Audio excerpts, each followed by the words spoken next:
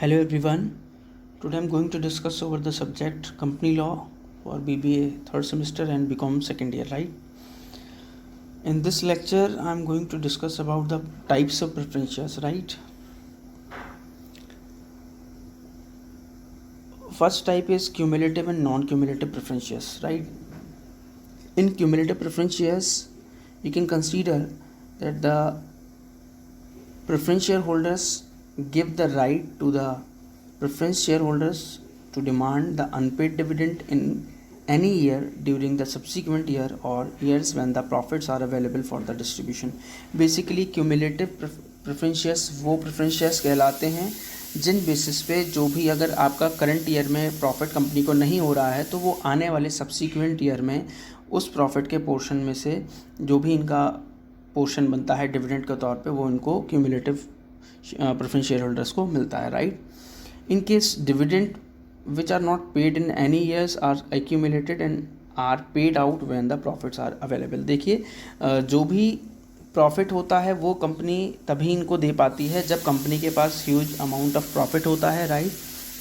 जब अवेलेबल होगा आने वाले सब्सिक्वेंट ईयर्स में, और अगर अभी नहीं है तो वो आने वाले टाइम में उसको उनको देती है, right? If I talk about non cumulative preference shares, तो इसमें राइट तो होता है बेसिकली इनके पास फिक्स परसेंटेज ऑफ डिविडेंड पाने का, बट एक सिंपल सा मतलब यहाँ पर ये है, जो अगर कंपनी किसी भी तरीके का in case no dividend there on is declared in any year because of absence of profit, अगर कंपनी को प्रॉफिट नहीं होता है तो वो जो है उनको सब्सिक्वेंट ईयर में नहीं दिया जाता है, राइट?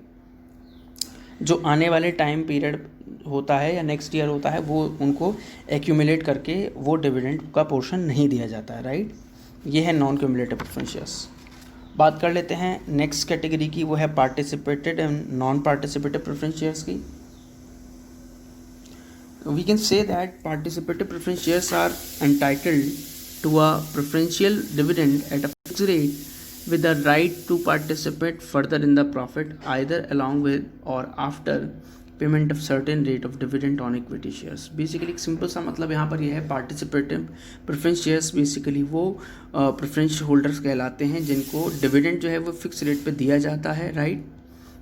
बट कब दिया जाता है? जब हम एक certain dividend equity share holders को दे चुके होते हैं उसके बाद दिया जाता है, राइट?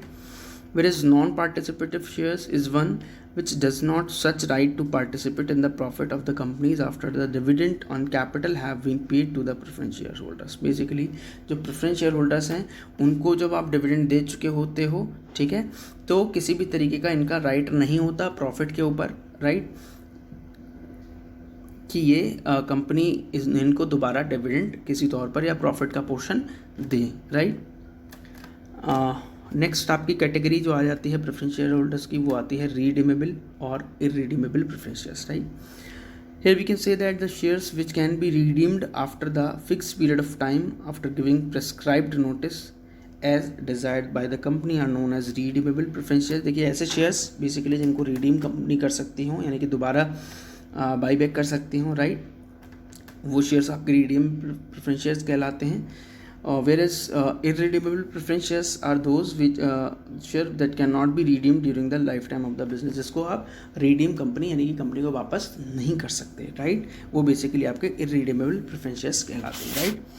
नेक्स्ट कैटेगरी आ जाती है कन्वर्टेबल और नॉन कन्वर्टेबल प्रेफरेंस शेयर्स की।